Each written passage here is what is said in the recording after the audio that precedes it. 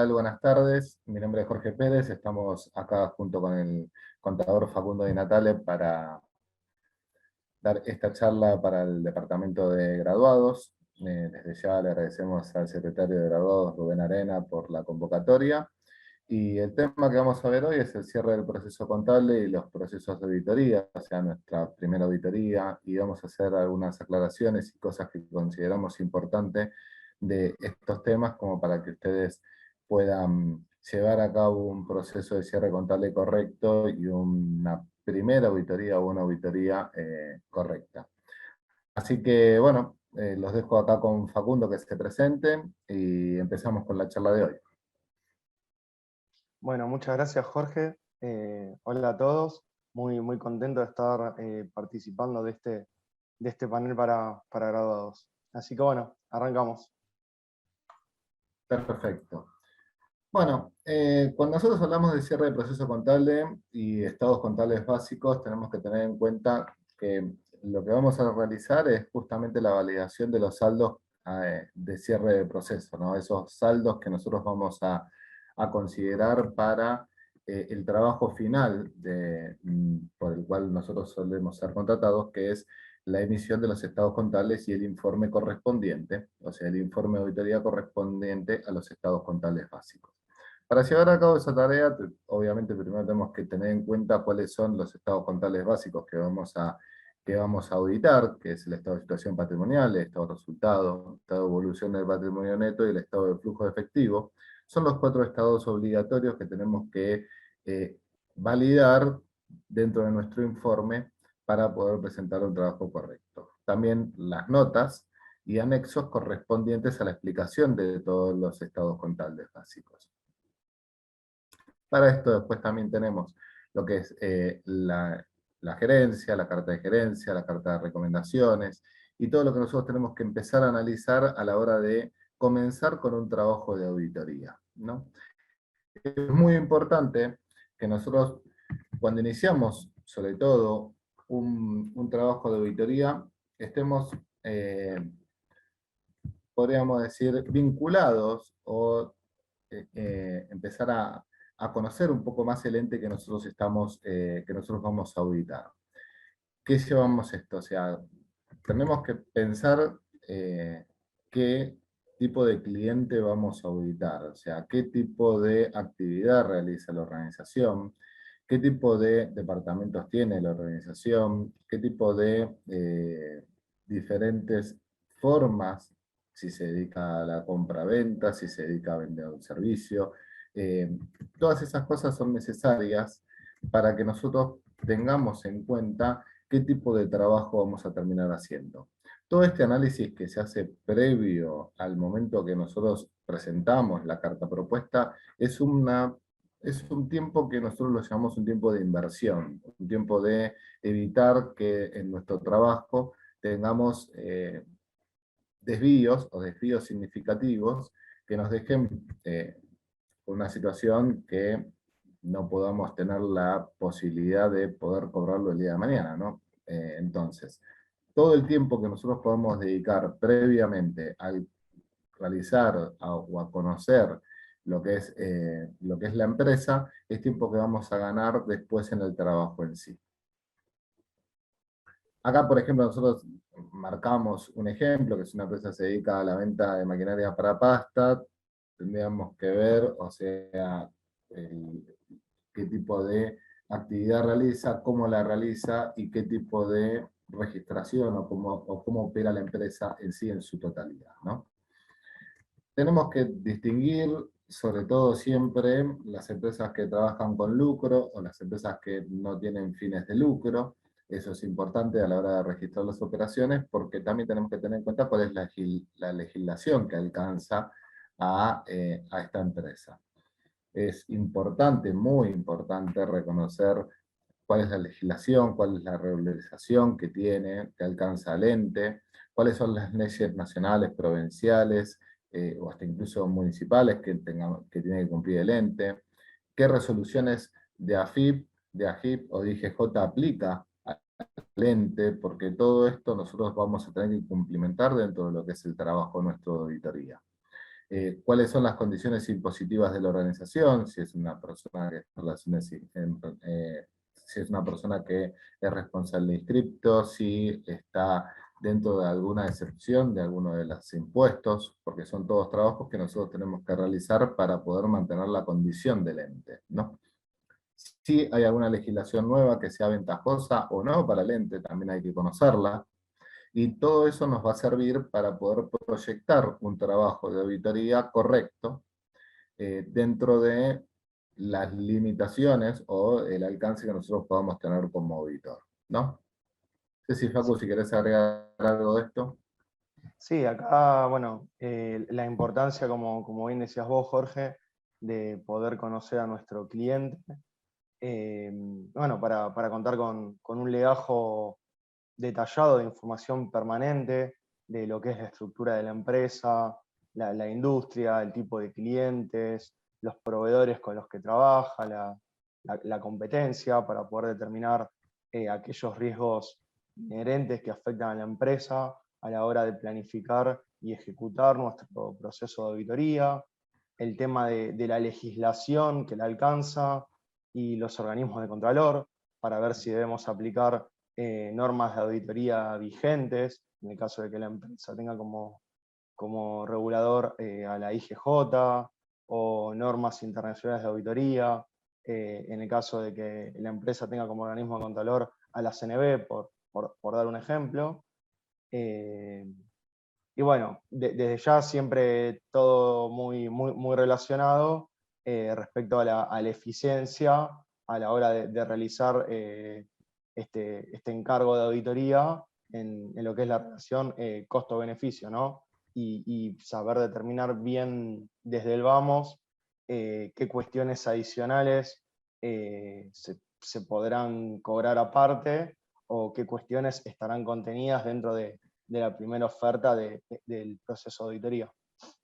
Claro. Ejemplo, a ver, no es lo mismo auditar una empresa que tiene cierres trimestrales, que tenemos que hacer balances cada 3 meses, o por lo menos un balances intermedios, para poder compilar información o consolidar información, que una empresa que solamente presenta un solo estado contable. Esto entiendo de que es importante saberlo de antemano, pero muchas veces nosotros desconocemos si la empresa, o por omisión de la persona que nos contacta, desconocemos si en realidad la empresa hace o no hace cierres trimestrales, o hace semestrales, o hace, o tiene que hacer un cierre intermedio porque lo exige la casa matriz, si es una empresa que está controlada por otra empresa. Entonces todas esas cosas son importantes que nosotros las podamos dilucidar, las podemos ver antes que nosotros podamos presentar nuestra carta oferta. La carta oferta es lo que nosotros presentamos a nuestro cliente como los costos, los honorarios que le vamos a cobrar por hacer el trabajo final, que es la auditoría, ¿no? Entonces, importante tener en cuenta el tipo de cierre. Cuándo cierra también, los cierres, cuando se produce el cierre del ejercicio económico, si tiene que reportar o no a una casa matriz, si tiene que reportar o no a un ente regulador, como dijo recién Facundo, citando el ejemplo de la SNB, porque todo eso es limitación en el tiempo que nosotros vamos a tener que dedicar, y vamos a tener que tener un proyecto de tiempo, una línea de tiempo en la cual tengamos que cumplir con estos requisitos que nos va a pedir la empresa o su organismo de controlor, ¿no? Entonces, para eso siempre es importante tener a priori un cronograma, y este cronograma lo podemos hacer siempre y cuando nosotros conozcamos a la empresa y cómo actúa la empresa y cómo reporta la empresa, si es que reporta, ¿no? Digamos que todas las empresas tienen que reportar, o sea, más allá de que tenga o no tenga un organismo de controlor, debe tener socios que no están todo el día en la empresa. Entonces, nosotros el trabajo final, que es el informe de auditoría, recuerden que siempre que es para un tercero, para los terceros involucrados. O sea, hay un socio de que no va a la sociedad, se basa en el informe del auditor y en los estados contables que nosotros estamos auditando. Entonces, siempre tenemos que tener en cuenta que la información que nosotros vamos a brindar es para un tercero. Más allá de que tenga o no tenga un organismo de contralor que exija ciertas normas, ¿no? Entonces, dentro de lo que es el proceso, y una vez que nosotros tenemos en cuenta todas estas cosas que estábamos mencionando con Facundo, nosotros tenemos que armar un cronograma de trabajo en el cual podamos cumplir y tengamos en cuenta que todo lo que nosotros ordenamos o creamos dentro de ese cronograma es lo que nosotros vamos a considerar el día de mañana como nuestros honorarios. O sea, si nosotros tenemos una dispersión entre lo que nosotros creemos el tiempo que nos va a llevar a cabo realizar todas estas tareas, todo eso es dinero que nosotros vamos a dejar de percibir. Porque una vez que nosotros decimos, bueno, este trabajo te va a salir de X cantidad de pesos, no podemos a la mitad del camino decir, mira, lo que yo pensé que iba a salir de X cantidad de pesos, no te va a salir el doble. Porque obviamente que no corresponde. Entonces, como decía anteriormente, todo el tiempo extra que nosotros nos podemos tomar, hacer un análisis correcto del trabajo que vamos a realizar, es una inversión que vamos a hacer para el trabajo final, que es la presentación de los estados contables con el informe correspondiente. ¿Ok? ¿Quieres agregar algo más o seguimos? No, no, sí, sigamos, Jorge. Perfecto. Perfecto.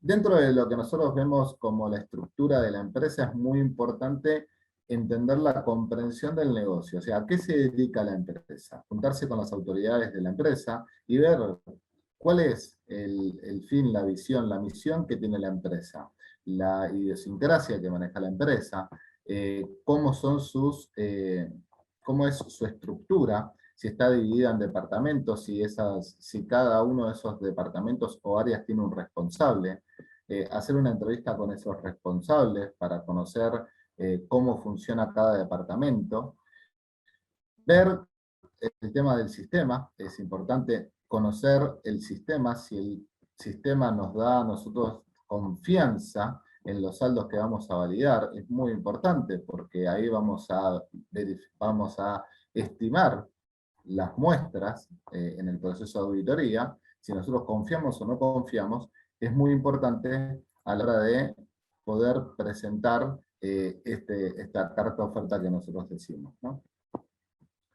Visualizar el proceso es, más allá de lo que nos digan a nosotros, sí, nosotros, la empresa se maneja de forma excelente, o sea, estamos divididos por área, hay una persona que hace una cosa y hay otra persona que hace el control, etcétera, etcétera. Nosotros tenemos que ver qué tan real es eso de lo que nos dicen a nosotros.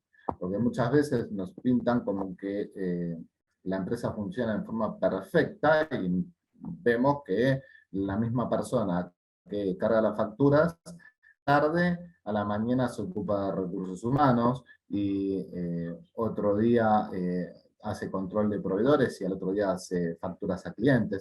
Entonces no se estaría dando esos procesos que nosotros recibimos como que se hacen de forma correcta. Entonces es muy importante visualizar todos esos procesos, si se cumple lo que decimos o si no se cumple lo que nos dice la parte de la gerencia de la empresa o los responsables de cada sector. Sí, Obviamente que el recorrido...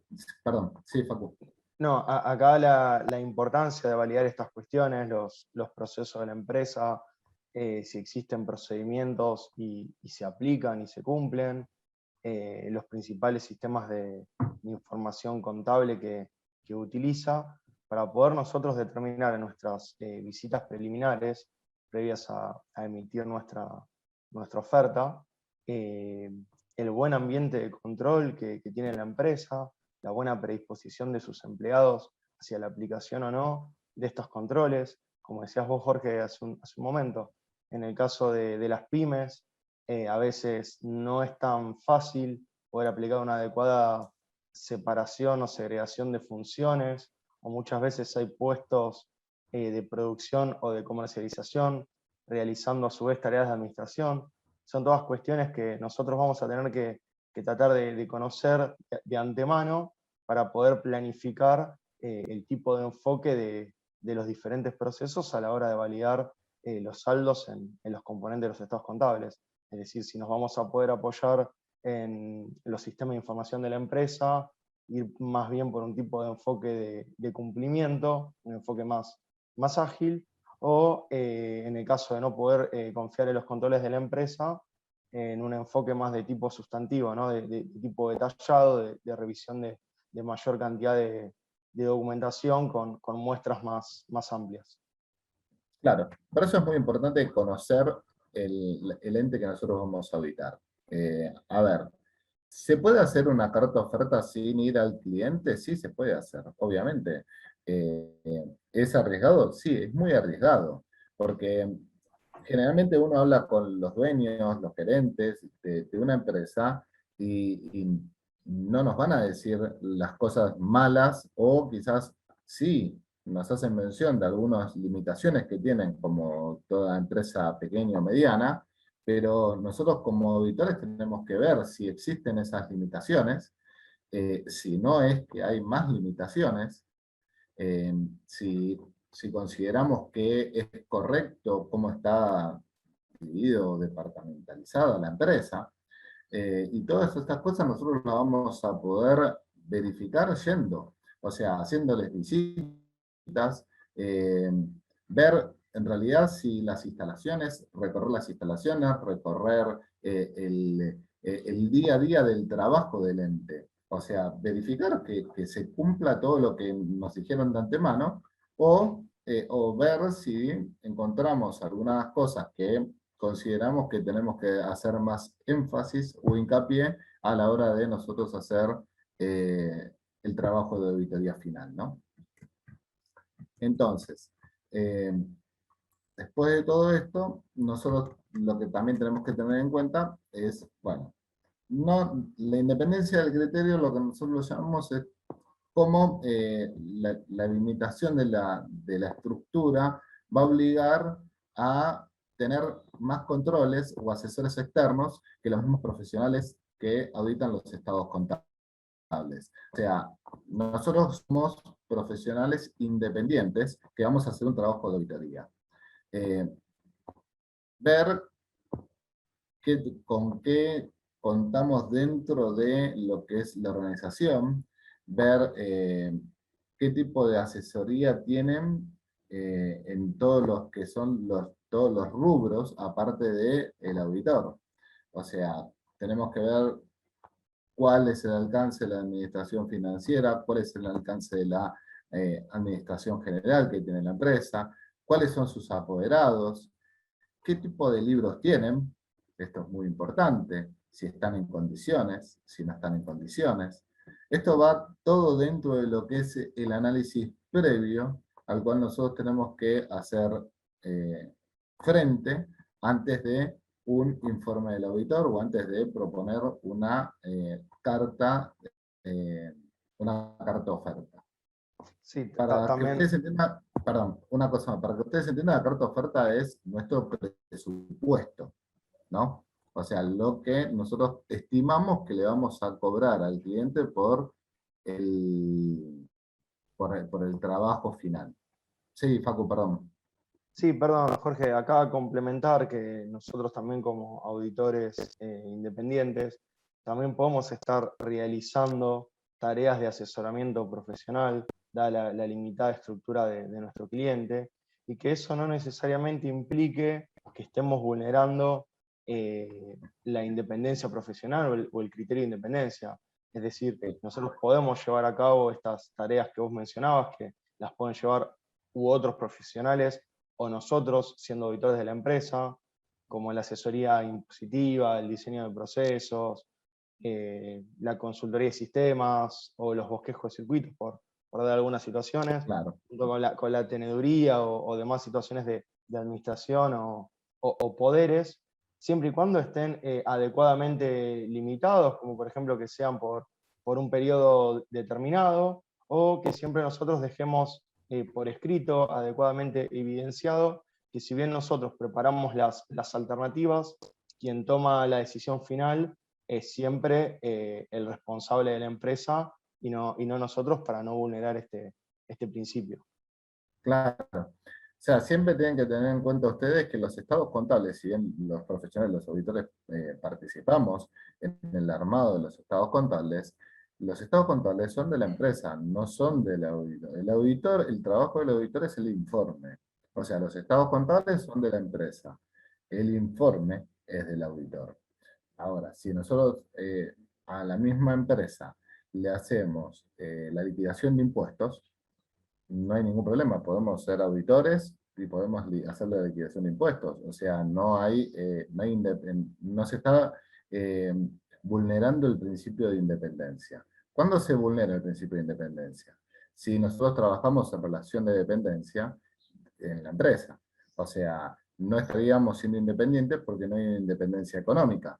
Porque el dueño de la empresa, si yo trabajo para una empresa en relación de dependencia, me dice, vos haceme el balance y no hay una independencia económica, entonces yo tengo una limitación a la hora de poder hacer un informe por el criterio profesional, y esto no está permitido porque justamente el auditor tiene que ser independiente.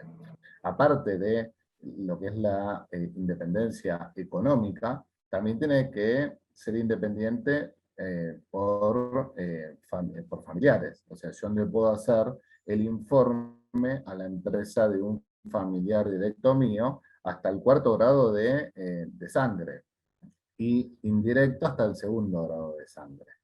Entonces, este principio de independencia no es solamente económico, sino también de familiares. ¿Okay? Eso es muy importante porque a veces creemos que por ser el primo, yo le puedo hacer una auditoría y no se puede. O sea, no corresponde porque estamos vulnerando el principio de independencia. Exactamente, sí, y también Seguimos. tampoco podríamos pactar nuestros honorarios en función del resultado que arrojen los estados contables. Bueno, Exactamente. estas Es, situaciones es están bien contempladas en la RT 37 con también sus excepciones, ¿no? Que las hay. Exactamente. Es muy importante lo que acaba de decir Facundo. Nosotros no podemos ir al resultado de los estados contables, porque no seríamos objetivos. ¿Ok? ¿Quién puede hacer una auditoría? Esto es muy importante. O sea, ¿quién puede realizar una auditoría? Según la ley de incumbencia, el único profesional que puede realizar una auditoría en todas sus formas es un contador público. Ese contador público tiene que estar matriculado en el Consejo Profesional. O sea, tiene que tener una matrícula habilitante en el Consejo Profesional de jurisdicción que tiene la empresa. Obviamente, si nosotros estamos auditando una empresa que tiene su domicilio legal en Capital Federal, nosotros tendríamos que estar matriculados en el Consejo Profesional de Capital Federal. Ustedes saben que hay 24 consejos, que en el país hay 24 consejos, uno por cada jurisdicción, que corresponde a cada una de las provincias, salvo en la provincia de Buenos Aires, que está el de Capital, y está el de la provincia de Buenos Aires. Por eso son 24. Entonces, tenemos que estar matriculados en el consejo que corresponde. ¿Podemos estar matriculados en más de un consejo, en más de una jurisdicción? Sí, se puede. O sea, si yo vivo en Buenos Aires, en la provincia, y trabajo de auditor en la provincia de Buenos Aires, y también trabajo de auditor en Capital Federal, tengo que tener las dos matrículas, si no, no podría ejercer como auditor en la jurisdicción que no estoy matriculado. ¿Ok? ¿Cómo debe actuar? Es muy importante el tema de la ética profesional, de la independencia y de respetar los acuerdos confidenciales con nuestros clientes. Ustedes saben que el auditor conoce todos los números o los pormenores de la empresa. Entonces es muy importante respetar ese acuerdo de confidencialidad. ¿Ok? Recuerden muy bien que nosotros como contadores públicos damos fe de los hechos económicos. O sea, nosotros como los escribanos somos las únicas dos profesiones que damos fe sobre un hecho. Los escribanos sobre un hecho real, y nosotros sobre un hecho económico. ¿Ok? Es muy importante esto a la hora de actuar. Por eso es que nosotros tenemos que actuar con ética profesional. ¿Ok? Facu, si querés agregar algo, o empezamos con todo lo del proceso de auditoría.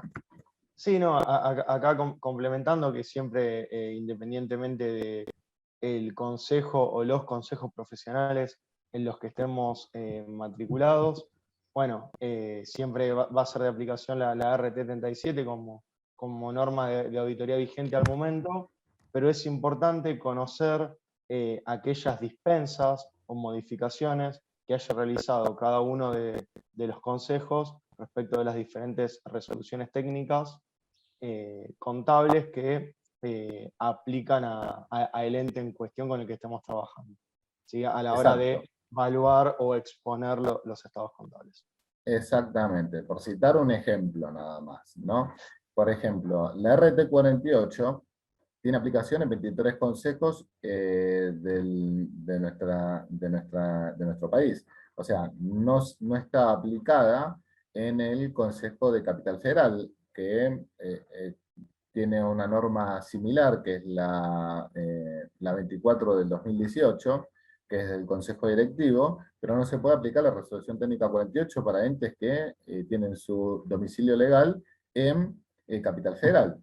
Y el RT48 habla de la revaluación de activos. O sea, si nosotros no podemos hacer una revaluación de activos basándonos en la RT48 si el documento que vamos a presentar es en Capital Federal. Este es un ejemplo de lo que acaba de decir Facundo. Y ahora vamos a pasar a todo lo que es el proceso de auditoría, que es lo que recién estábamos mencionando. Nosotros estamos en el primer cuadro, para que se den una idea, en carta de contratación. Todo lo que nosotros estuvimos viendo hasta el momento es cómo nosotros preparamos nuestra carta de presentación, de contratación. ¿Qué es lo que vamos a incluir dentro de esa carta de presentación? Tengan en cuenta siempre que todo lo que no está escrito, el viento se lo lleva. O sea, las palabras se las lleva el viento. Nosotros podemos hacer podemos decir un montón de cosas, pero si no las tenemos escritas, es como si no existiesen. Entonces, es muy importante que en la carta de contratación hagamos la limitación y que enfoquemos bien cuál va a ser nuestro trabajo, cómo lo planificamos, cómo vamos a llevar a cabo la ejecución y cómo vamos a llegar a la conclusión que va a ser el informe del auditor. Eh, Ahora, Facu, adelante, te dejo hablar a vos. Okay. Bueno, metiéndonos en lo que es el proceso de auditoría, nosotros sabemos que son 3 etapas: planificación y ejecución, que lo hemos estado conversando con Jorge, y que a fin de cuentas culmina con la etapa de conclusión, cuyo resultado es el informe del auditor independiente, donde se determinan si las normas contables que fueron validadas con los procesos de auditoría demuestran de forma significativa, con incorrecciones significativas o sin incorrecciones, la realidad económica de nuestro cliente. Todo esto para limitar nuestra responsabilidad y evidenciar el trabajo realizado. Tiene que estar documentado en los papeles de trabajo, este trabajo de campo que hacemos desde el momento uno, desde la planificación y en todo lo que conlleva la ejecución de los diferentes procesos con sus enfoques y sus alcances. Y como también decía Jorge, la importancia de dejar por escrito todo lo que podamos para evitar malos entendidos con nuestros clientes. A la hora de comenzar una auditoría, es recomendable, se sugiere trabajar con una carta de contratación para evitar estos roces o malos entendidos. Durante todo lo que es la auditoría, un proceso que se considera obligatorio es la obtención de la carta de gerencia, la cual termina de clarificar todas aquellas cuestiones que nosotros conversamos con los responsables del ente y los empleados del ente para terminar de de aplicar nuestros procesos y complementarlos con manifestaciones verbales. Como hemos comentado hace un rato, es importante a la hora de hacer la propuesta de servicios profesionales o carta de contratación, la clara descripción de cada uno de los servicios, es decir, el alcance de la auditoría y qué cuestiones quedarán por fuera. Es importante detallar, por citar, los diferentes tipos de visitas, las visitas preliminares, las visitas al cierre, las visitas para validar hechos posteriores, las visitas de inventario, ya sea para inventario de bienes de cambio, bienes de uso o archivos de caja, eh, los días estimados, las horas estimadas de nuestro equipo de trabajo, y bueno, qué sucedería si nos extendemos, ya sea que sea por culpa nuestra o por culpa del cliente.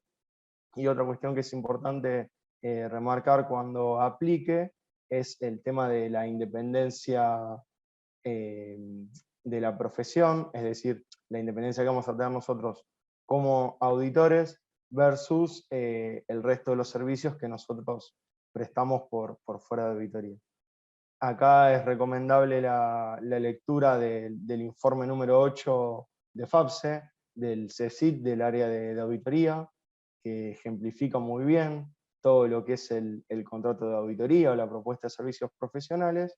Y también otra lectura recomendada, como para ampliar el tema, es el informe número 12, que habla de las consideraciones que debemos tener como auditores, cuando a su vez tenemos a cargo parte de los registros contables de nuestros clientes. Más o menos la estructura de la propuesta de servicios profesionales se puede resumir en 4 etapas, siempre dependiendo del tamaño de nuestro cliente, pero bueno, es recomendable hacer una investigación previa antes de aceptar a un nuevo cliente. Esto se complementa con el relevamiento previo, que es esto de poder ver estados contables de años anteriores, si es que la empresa ya cuenta con más de un ejercicio económico, las normas que le son de aplicación, si estamos en algún momento en un caso de cambio de normas, como por ejemplo cuando las empresas en su momento en 2018 han tenido que reanudar el ajuste por inflación o un cambio de criterio de medición en bienes de cambio, bienes de uso. Bueno, son cuestiones que vamos a tener que tener en cuenta a la hora de hacer nuestra oferta. El contacto que tendremos con la gerencia y el personal. Esto obviamente se vio vulnerado cuando fue toda la situación del 2018 y 2019 de la pandemia del COVID-19, donde gran parte de los servicios profesionales contenidos en la propuesta se han tenido que adaptar por pasar de un esquema presencial a un esquema de tipo virtual con bastantes limitaciones. El contenido de la propuesta, que va a dejar de forma explícita las tareas a desarrollar en cada una de las etapas, el informe que nosotros vamos a emitir, porque la RT 37 contempla diferentes tipos de encargos que puede realizar el contador independiente. Bueno, además de la auditoría, podemos tener, perdón, además de la auditoría de estados contables anuales, podemos tener auditoría de estados contables intermedios, de estados contables resumidos, preparación de información histórica, certificaciones, otros encargos de aseguramiento. A fin de cuentas, todo va a estar contenido en la propuesta, pero es importante dejar claro cuál va a ser el informe que vamos a emitir y los diferentes tipos de tareas y procesos que nos comprometemos a desarrollar con el cliente. Y bueno, una vez que queda todo esto claro, ya que hay que firmar este acuerdo, este contrato, dejando explícito el entendimiento de las dos partes, de nosotros como oferentes de un servicio, pactando nuestros honorarios para con nuestro cliente. Todo lo que es... Cosa que sí. sobre lo que estábamos hablando anteriormente, en estos últimos 3 años tuvimos muchas modificaciones. Y la primera gran modificación fue otra vez aplicar el ajuste por inflación. Muchas veces, ¿qué nos decían los profesionales?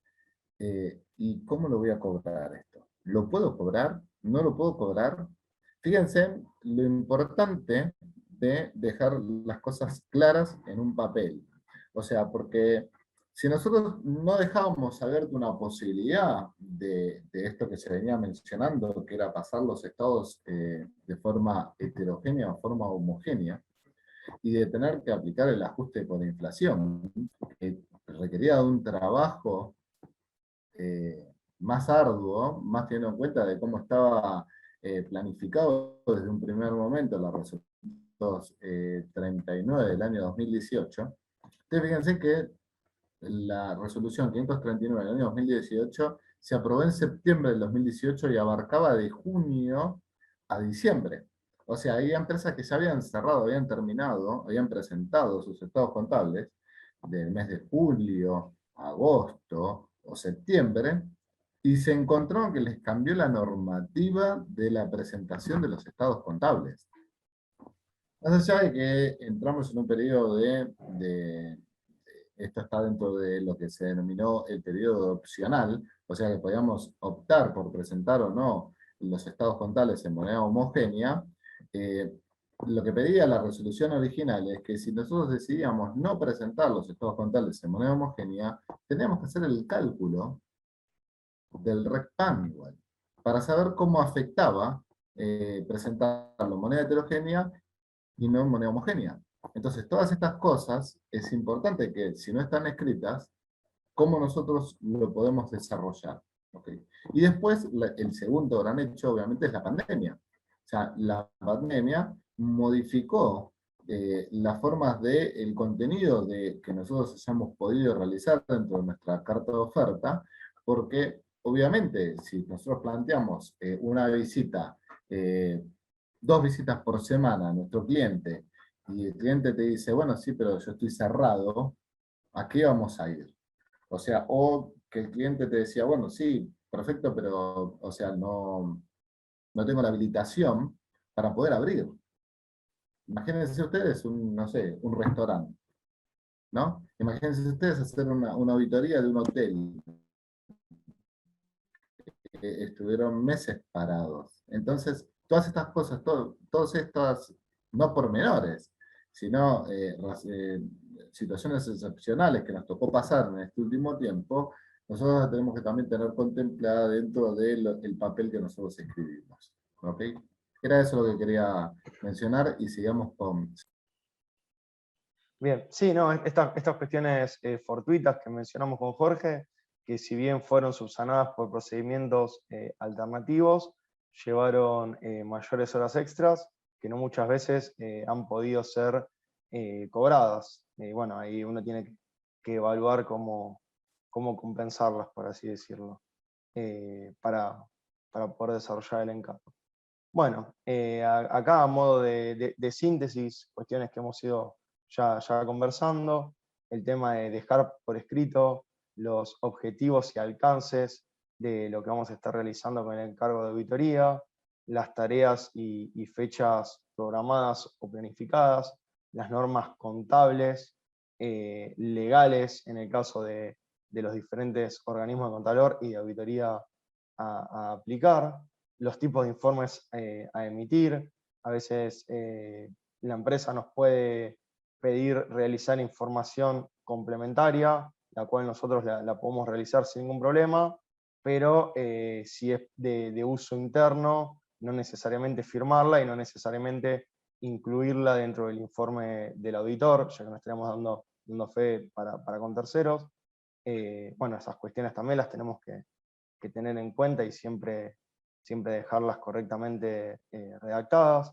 La metodología de todo lo que es el proceso, ¿no? con los responsables de nuestro equipo para realizar cada una de los procedimientos y con quién se estarán contactando del lado del cliente, las diferentes visitas que efectuaremos.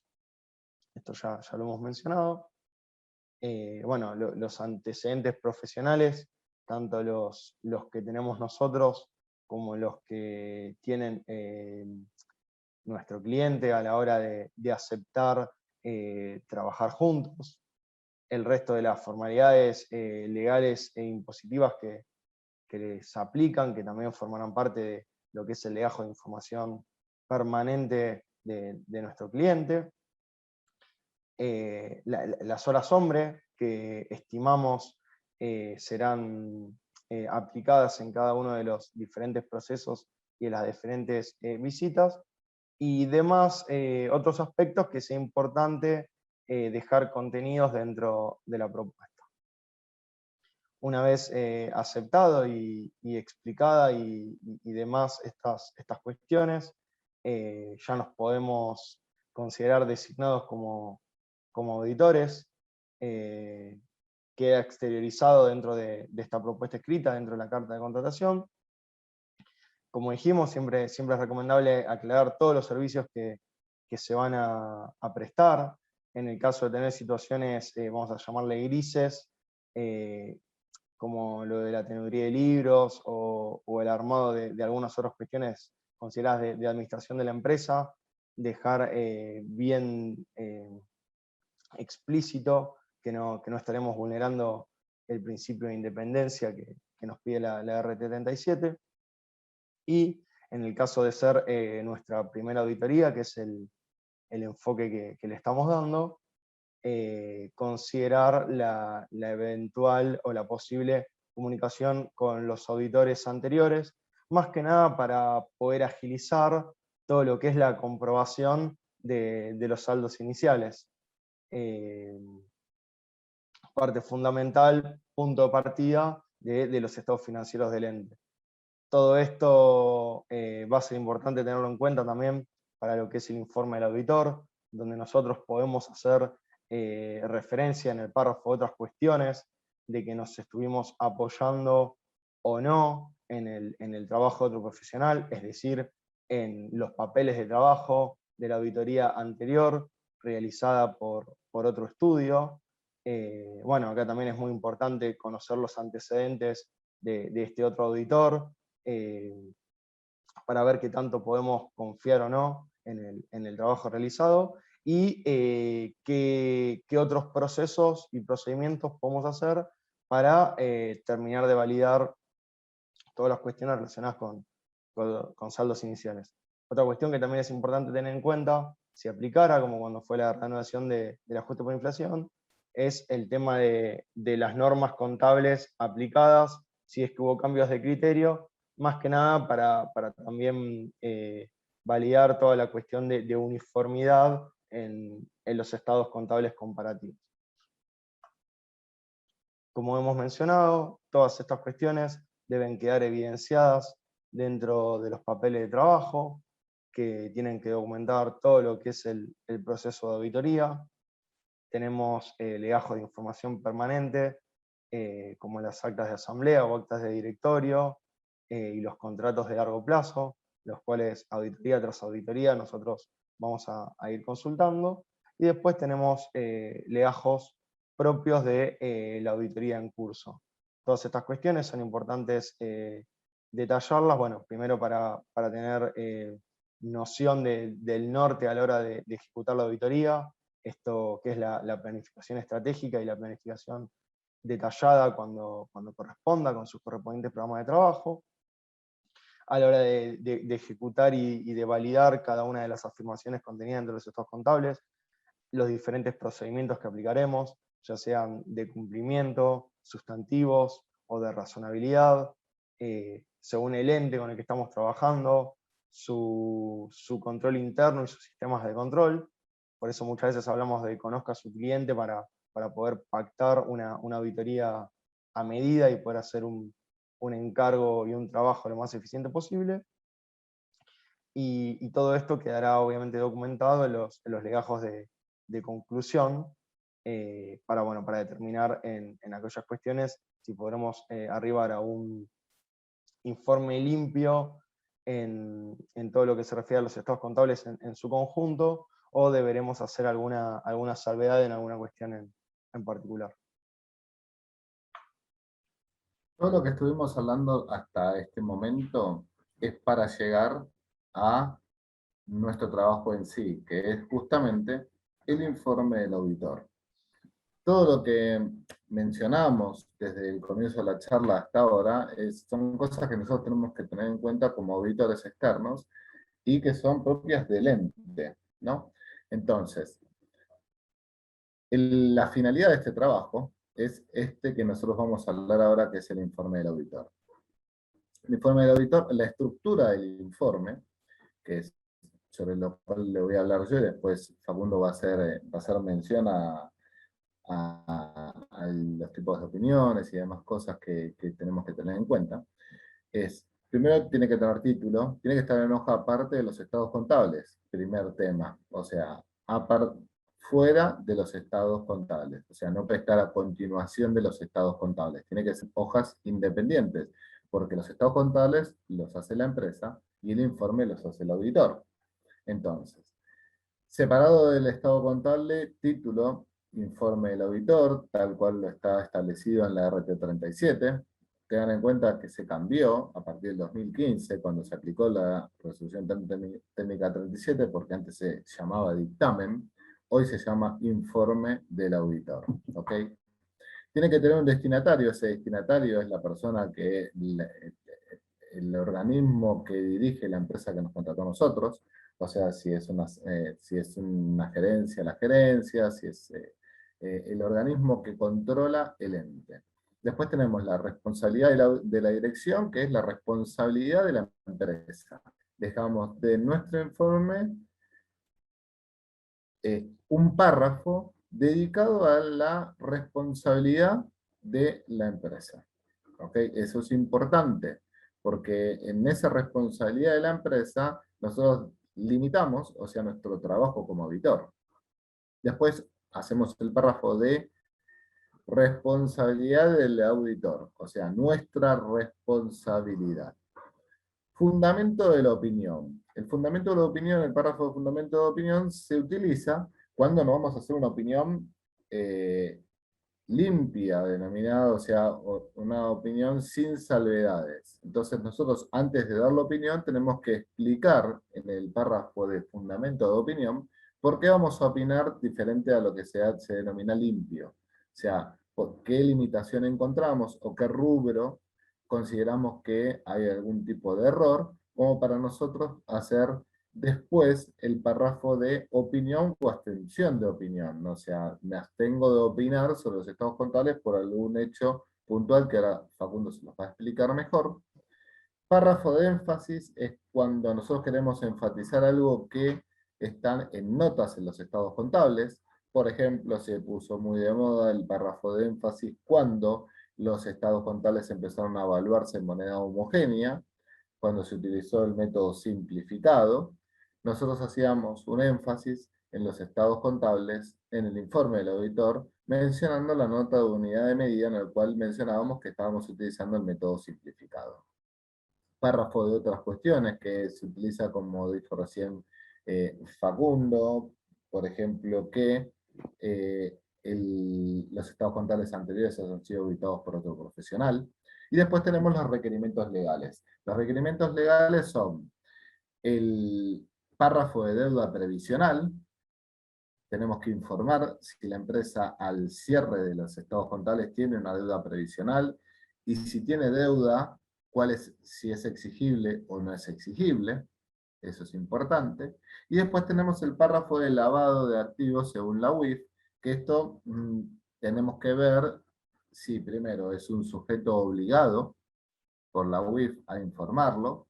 Segundo, si cumple con alguno de los requisitos de no ser una empresa que tiene que informar a la UIF, pero si suceden estas cosas, tiene que estar el párrafo de lavado de activos, como por ejemplo, hasta el 2019 era si el activo supera los 69 millones de pesos, si había duplicado sus activos de un año a otro, o si había duplicado sus ventas de un año a otro. Esos son los requisitos para ver si nosotros tenemos que hacer o no el párrafo de WIF, del lavado de activos. ¿Okay?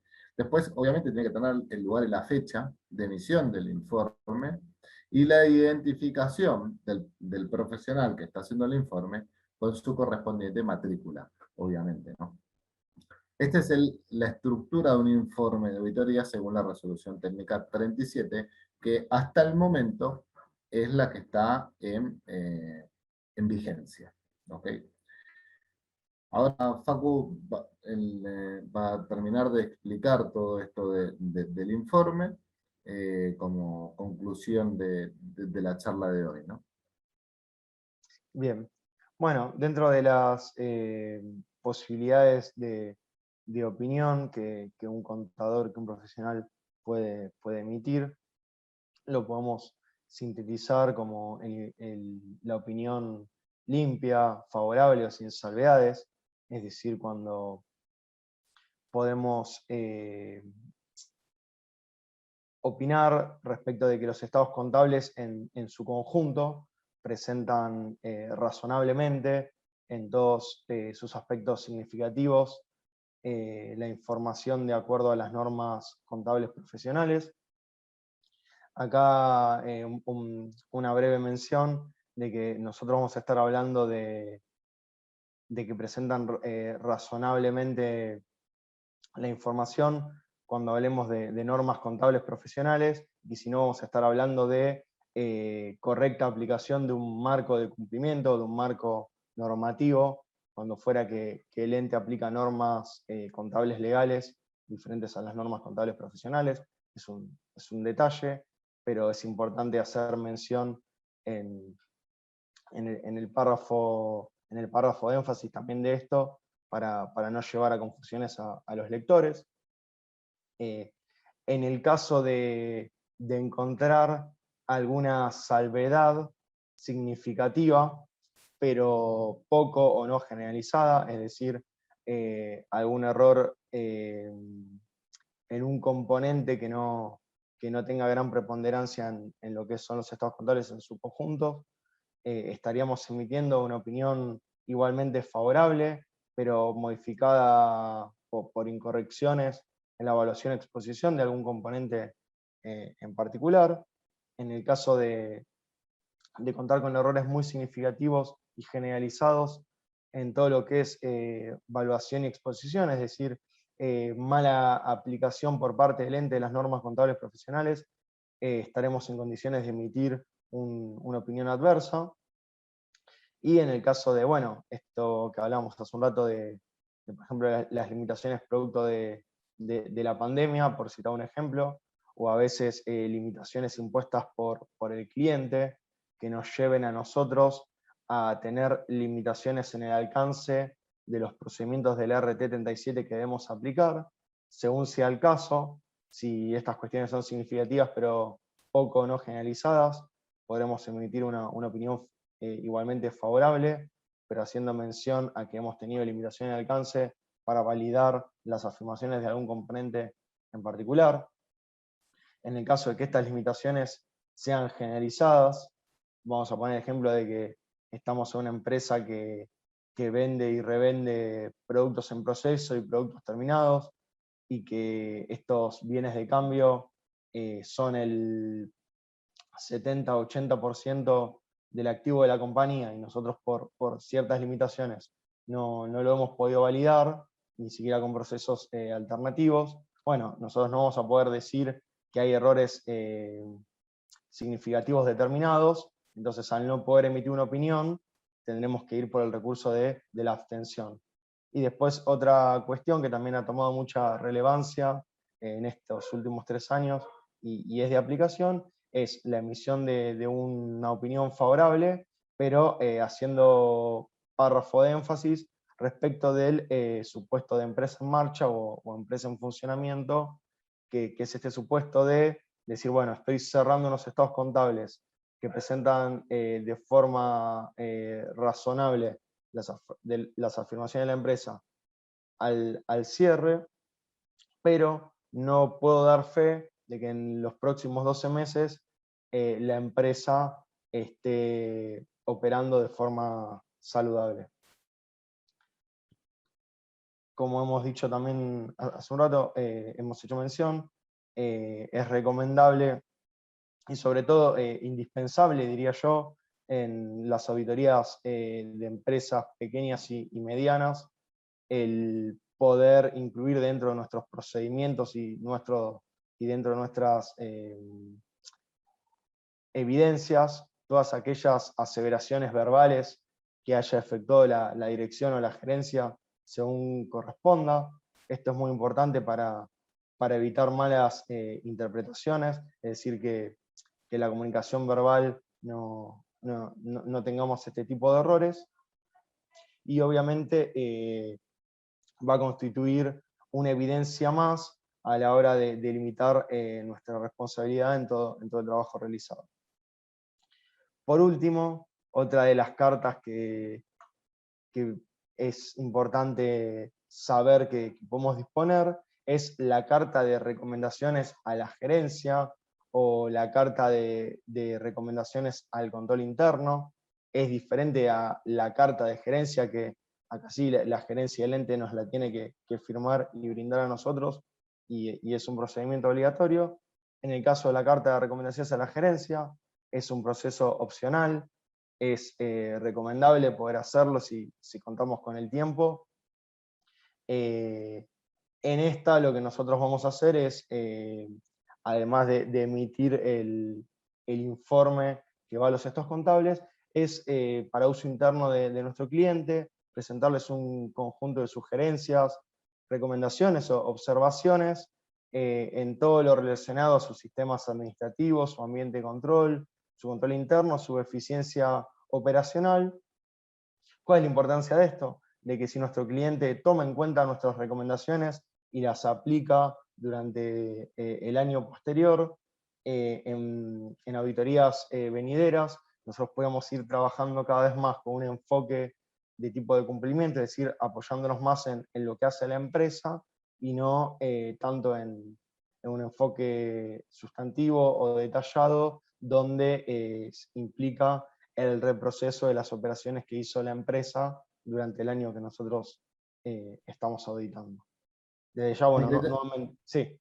A mi criterio es el valor agregado que nosotros le podemos dar a nuestro trabajo.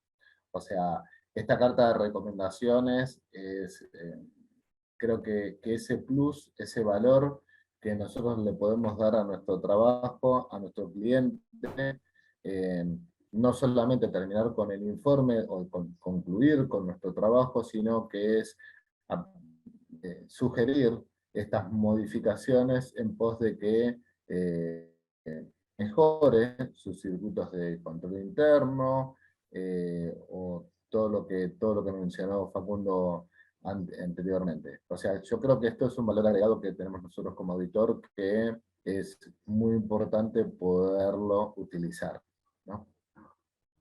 Sí, sí, sí, Sí. coincido. Y bueno, en el caso de tener clientes recurrentes, es, además de aportar valor agregado al cliente, es una inversión para nosotros, porque se supone que año tras año las auditorías serían más eficientes para nosotros, las podríamos concluir en un menor tiempo o con menores márgenes de error de detección o demás cuestiones.